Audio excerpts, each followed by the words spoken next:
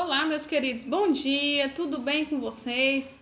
Vamos continuar com a nossa disciplina de língua portuguesa, falando sobre texto informativo e texto poético. Os 4 textos que eu trouxe para vocês nessa semana, eles falam sobre texto informativo e texto poético. É preciso que fique claro para você a diferenciação de um para o outro. Eu já disse para vocês que o texto informativo, o objetivo é informar. Ele traz dados, a função dele é denotativa, tá? As palavras estão na forma real e a função dele é te informar, esclarecer, tá?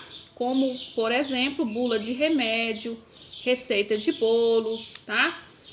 Textos informativos que te traz dados sobre alguma coisa. Eu trouxe aqui dois textos informativos para vocês, tá?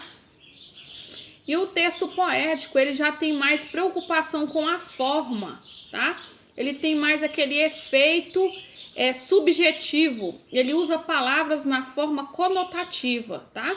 A função dele tem preocupação com a forma, valoriza a elaboração do texto, usa figuras de linguagem, né? Não tem compromisso real, tá? O texto poético do texto informativo são totalmente diferentes, tá bom? Isso deve ficar claro para vocês na aula de hoje. Falaremos também sobre as reticências, né? Que é um ponto de... uma pontuação da língua portuguesa, né? Uma forma de pontuação. A reticências, ela é designada pelos aqueles 3 pontinhos e ela dá a ideia de continuidade, tá? Por exemplo, se você chegar num lugar e falar, eu queria ter chegado, né, na hora, mas não deu. Esse mas deve ser seguido no texto, na forma escrita, pelos 3 pontinhos. Se sua mãe chegar e falar, meu filho, você terminou de lavar a louça? Né? Você terminou de lavar o banheiro que eu te mandei? Aí você vai, bom, na verdade, mãe, não. Bom, na verdade, não. Essas ideias de enrolação no texto, de continuidade, deve ser seguida de reticências, tá? Se você está de dieta e você está, né, estão servindo um bolo, você fala, gostaria de comer mais um pedaço, mas não posso.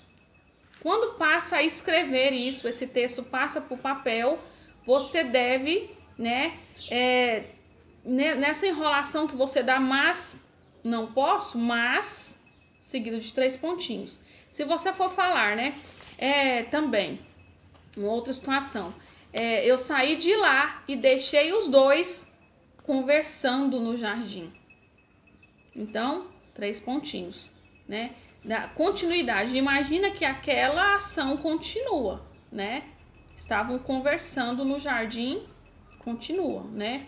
Aquela ideia, tá? Então, olha só, você recebeu aí no seu celular 4 textos, tá? Um texto narrativo informativo, tá? O outro texto aqui, trata-se de informações com linguagem verbal e não verbal, tem várias imagens.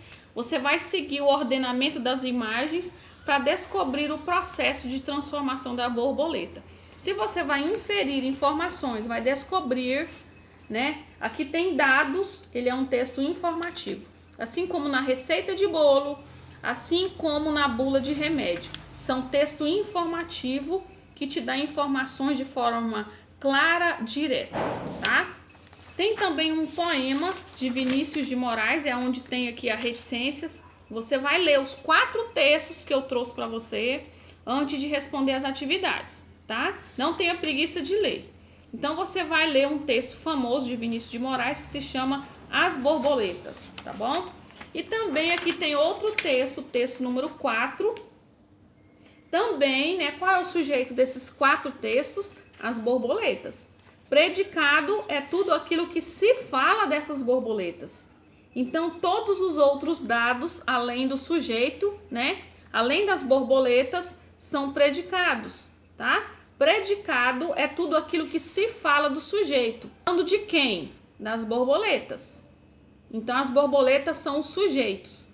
Predicado é tudo que se fala do sujeito, tá? Se fala que ela é azul, se fala os centímetros das borboletas, se são bonitas, se são riscadas, que cor que tem, quais as cores, tudo isso são predicados, tá bom? Então você vai ler, vai fazer a sua atividade aí e vai postar pra mim, tá? Beijo pra vocês, estou aqui aguardando.